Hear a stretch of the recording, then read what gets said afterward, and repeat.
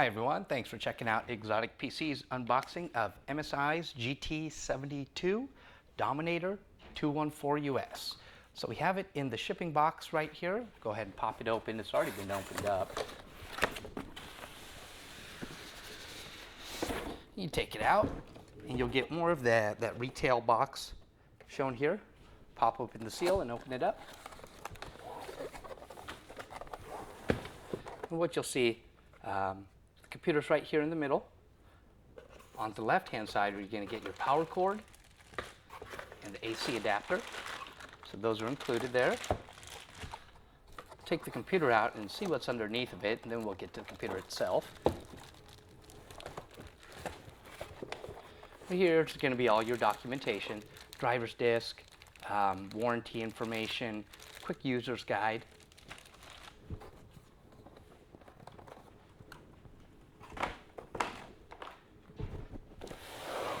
And then we have the computer itself. So there's cardboard on the left and right hand side. And then it's in its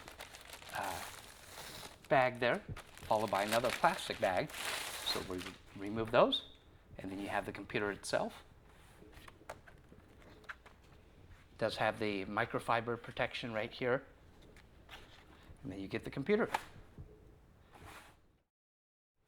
Hi everyone, thanks for checking out XOTIC PC's video review of MSI's GT72 Dominator-214 US. For the specs, we're looking at a 17.3-inch 1920 by 1080 matte type anti-glare screen. The processor is an i7-4710HQ, which is integrated onto the motherboard, so it's not upgradable.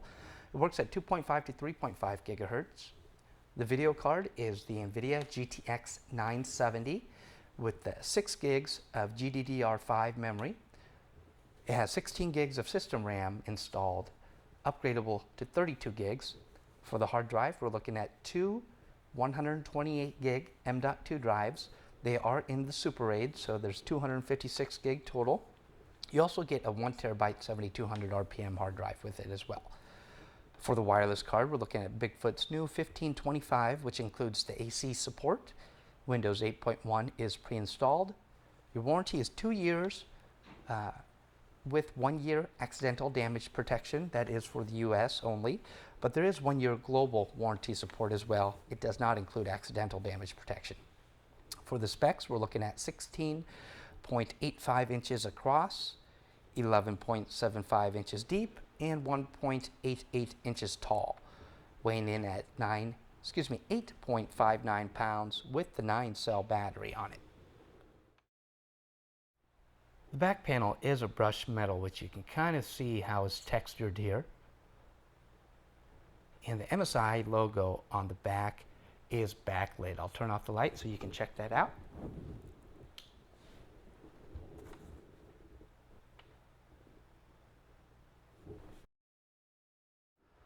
We'll have a look at the screen viewing angles here. I have our colorful gradient up. We'll go ahead and see if it washes out or loses any type of colors. We spin it off here.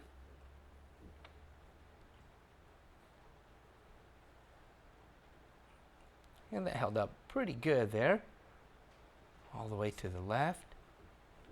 I'll spin it off to the right.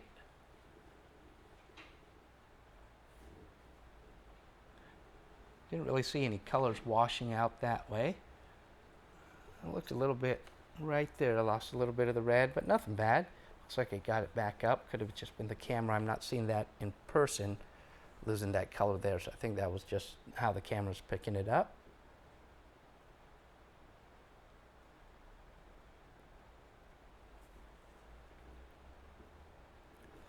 Go ahead and pull it forward towards us.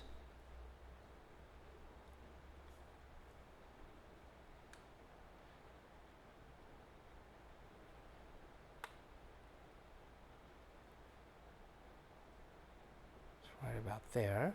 Slowly bring it back up so you can see what the color's doing. And I'll go ahead and lean it back.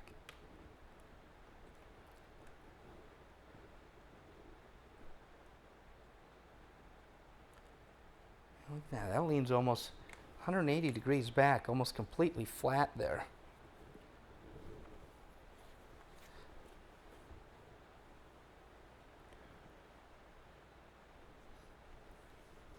So hopefully that gets you a good idea of the viewing angles on here. Just like most MSI screens, very good viewing angles, whether it's left, right, forward, or back. We'll have a look at the keyboard here. This is made by SteelSeries. As usual with their GT models, you can see the little SteelSeries logo right here. It is lit up. You can actually change that, and as well you can also see the backlighting is different colors. So we got, right now there's blue, green, red. That is also changeable through the SteelSeries engine, which is built into it. There is the touchpad right here. You can see that is lit up as well.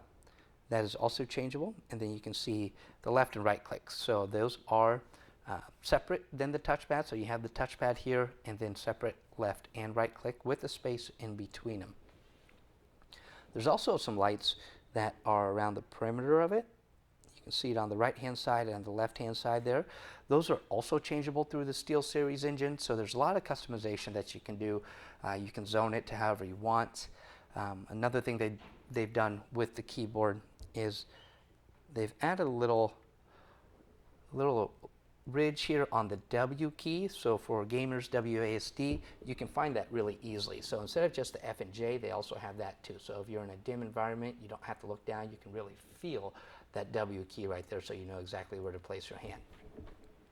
So as usual, very solid build with the SteelSeries keyboard. And then on the left-hand side, we're going to have a few other buttons here. Let me turn a little bit there. So we got your power button on the top, and then your GPU button too. So this does have switchable graphics. You're going to have the GTX 970 in there, as well as the Intel HD 4600, and you can actually manually switch it now instead of just relying solely on Optimus.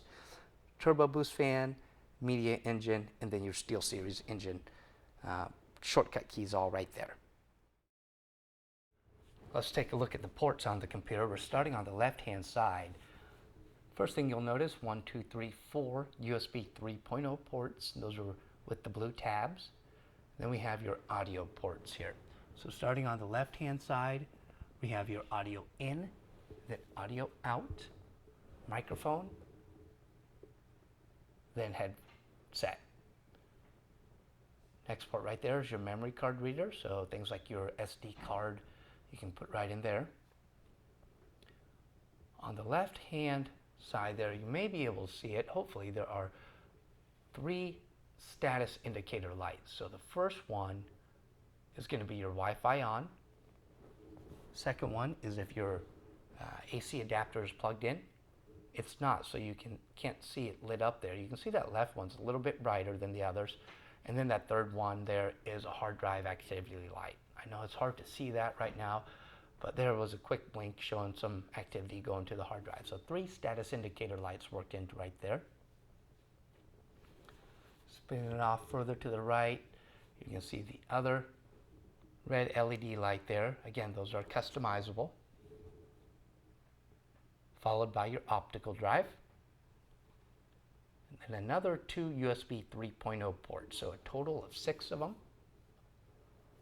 Going on the right-hand side, you see your Kensington lock there, right in that red mesh. So that's for your security.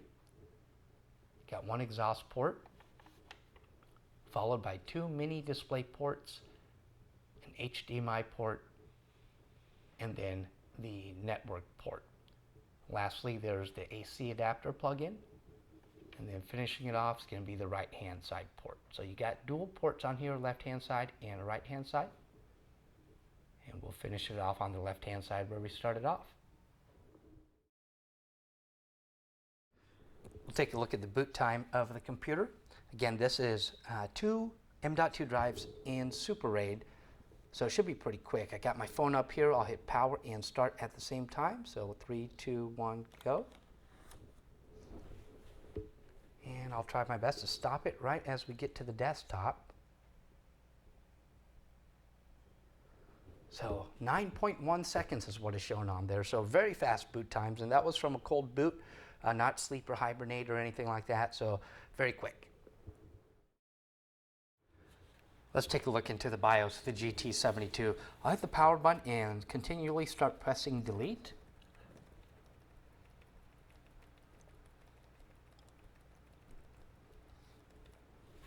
And that'll get us into it. So starting off on the main screen here, we've got your system date, system time, SATA information, and system information. Let's take a look at that SATA information right there. It just shows you the drives that are installed into it. So you got your two M.2 drives, optical drive, and hard drive in there. Go over to the advanced. We have your PCI latency timer, SATA mode configuration. We're in RAID because of those M.2 drives. iCharger disable or disable, ERP Lot 3 support disable or enable, Intel SpeedStep technology enable or disable, and Wake on LAN S5 support enable or disable. Got our Intel Rapid Storage Technology UEFI BIOS update, USB configuration. Move over to the next tab, which is our boot tab. You can pick to have the number on or off. That'd be for the 10 key off to the side. Fast boot, boot mode select, and then your boot options here. You can also have the UEFI hard disk drive BBS priorities and UEFI network drive BBS priorities. Security, just to set up password, and then save and exit. So we'll go ahead and save changes, or excuse me, let's go ahead and discard changes and exit. Quit without saving, yes, and the computer will reboot for you. Going to go ahead and start into some benchmarks. We'll start off with 3D Mark Firestrike. As you can see, our decibel meter is set off on the back rear right vent. That is the GPU exhaust. I'll go ahead and put this microphone down there once we get going on it. We'll also be overlaying our FLIR thermal images over it so you can see the exhaust, what type of heat's generated around the exhaust ports and all around the computer. And of course, we'll take a look at the temperatures after we're done, as well as go over the scores.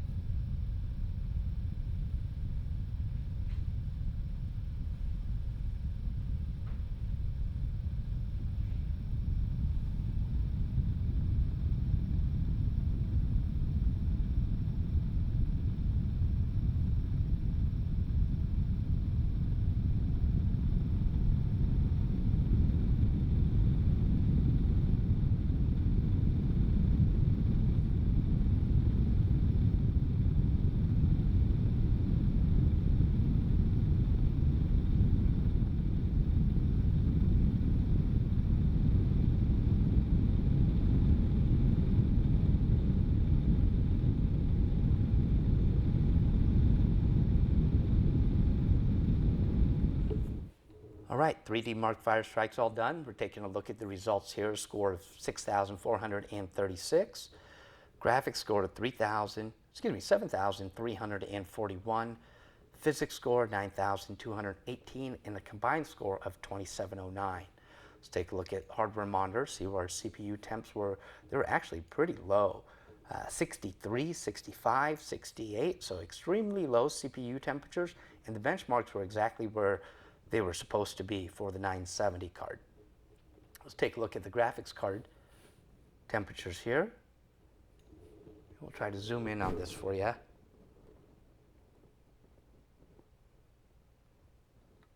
Oh, before it got out of focus, we're looking at 68.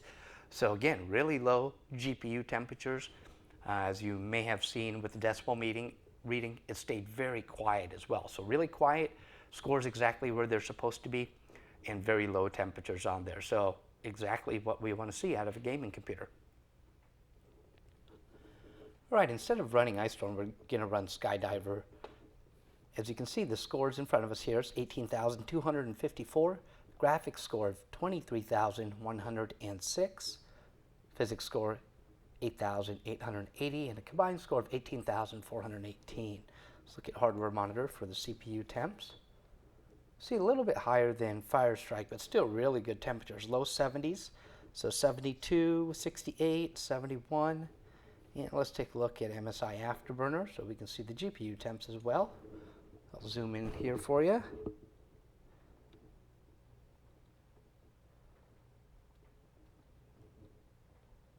Try to get a focus. And we're seeing 69 for the GPU. So again, very good temperatures and a good benchmark score.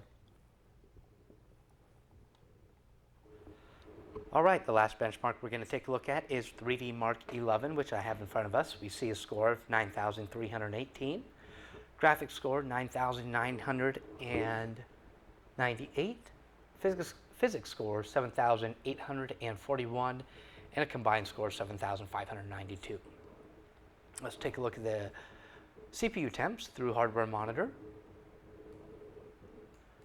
And we're seeing, again, low temps, more in line with 3D Mark Firestrike, 66 to 70. So very low temperatures. And we'll take a look at the graphics temps here. Try to zoom in on this, and hopefully it doesn't go too blurry like it has previously. See if I can find a focus here.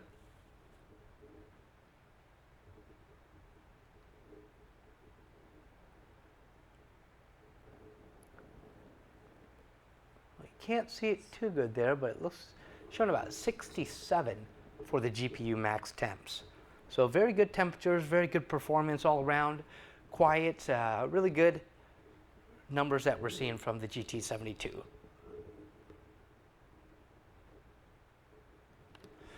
Well, we went over the boot times earlier and you saw they were pretty quick. This is the reason why we have Crystal Disk ran here, and your read time 971 megabytes per second, a write time of 627 megabytes per second. You can see all the other numbers there as they fall down. Again, this is the M.2 drives in the Super RAID, getting you that really fast read-write speeds. Let's pop open the bottom of the computer and take a look.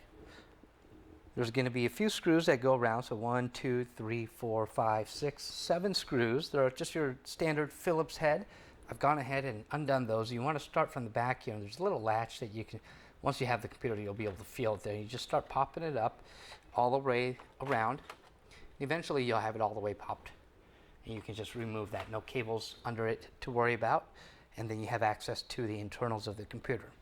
Go ahead and start right here. These are your M.2 drives. There's 2 right now. On the bottom of this board, there's a slot or 2 slots for 2 more. So it can support a total of 4 M.2 drives on there. You have an open bay here, but it's not usable with the models that come with M.2 drives. Only the ones without, then you'll have 2 2.5-inch hard drive bays. So you'll see this open one here. And then the second one is, this is the 1 terabyte hard drive. Just your standard SATA connection here. Top left, you're looking at your GPU exhaust fan. The GPU is right underneath the sink heat transfer pipes right here, so you'll see the heat transfer pipes going off to the fins. Got another one over here. That's where the CPU is at, going off to the right-hand side. That's the exhaust fan for that. So you see the main 2 heat transfer pipes go out to there, but there's another one that goes out this way too. So they kind of share the same one. Gets you that really good cooling out of there. Right underneath that fan, that's your wireless card, CMOS battery off to it. There's your subwoofer, and then there's the batteries underneath of here. So it's not the standard removable battery. You can remove it, but you have to take off the bottom part. So it's not designed to be taken in and out often. But if you need to, it can be removed right there. And then right here, there's 2 more RAM slots. So there's a total of 4, 2 on the bottom, 2 on the other side, which you can get to by removing the keyboard, and those are the ones that's going to have the RAM already installed. So these are going to be easier to get to should you want to add more RAM, or we can add more RAM for you. That covers the insides of the computer. All right, that's going to about wrap up our look at the new MSI GT72. Overall impression on there, the GPU performance exactly where it needs to be. Very low temperatures, quiet noise for a gaming laptop. Hopefully you got some good information out of there. If you have any other questions, give us a call. It's 1-877-289-9684. You can email sales@exoticpc.com. Chat with us live during our business hours of 9 to 5:30 Central Time, Monday through Friday. And of course, check out our website, www.exoticpc.com. That's XOTIC If you liked it, please do go ahead and give us a thumbs up. Subscribe to the channel if you'd like to keep up with our video updates. And if you have any questions or concerns or suggestions on what you'd like to see on future gaming rigs, gaming reviews, go ahead and leave them down in the comments. Thanks again.